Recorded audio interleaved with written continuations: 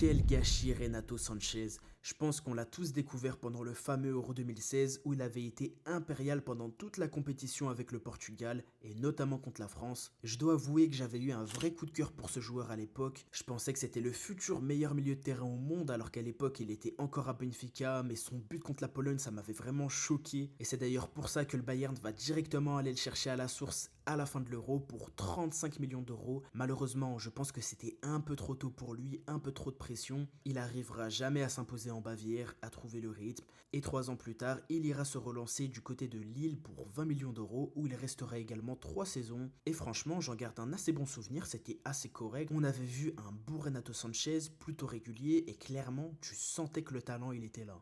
On avait envie de le voir arriver à maturité, je pense que c'était aussi le cas du Paris Saint-Germain qui vont faire le pari de miser sur lui pour 15 millions d'euros. 2 ans plus tard, le pari est manqué. Renato Sanchez a passé beaucoup plus de temps